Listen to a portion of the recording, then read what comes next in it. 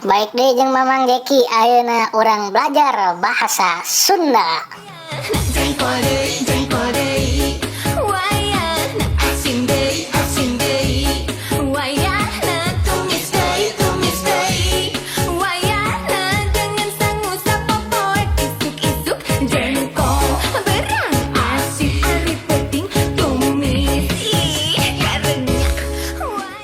Baik nih, bagi anak yang kelahiran 96 atau tahun 2000-an nih pasti sering nonton nih lagu Wayahna yang ada di TV-TV. Ini lagi ngetren nih.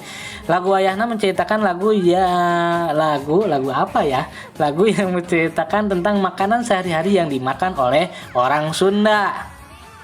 Nah, pada hari ini Bapak akan menceritakan makanan khas daerah. Nah, jadi setiap daerah atau yang disebut wewengkon di Jawa Barat mempunyai makanan khasnya masing-masing. Berikut nama-nama makanan khas daerah di Jawa Barat. 1.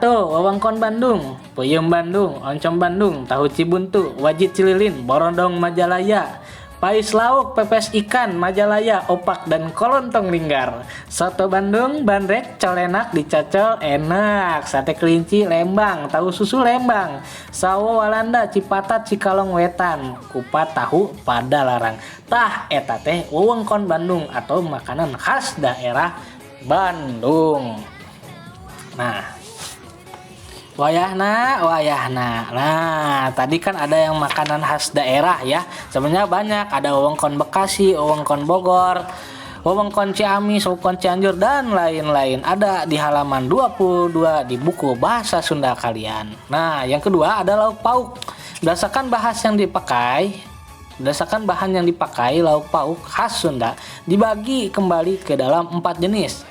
Berbahan sayuran, berbahan daging, berbahan ikan, dan juga berbahan telur. Namun berbahan sayuran mah aya angeun hasem. Angeun hasem teh naon? Sayur asem.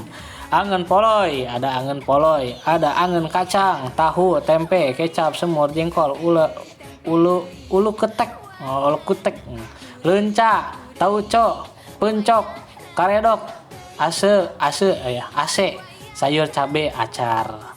Nah, yang kedua ya berbahan daging, abon, bakakak, bistik, deeng,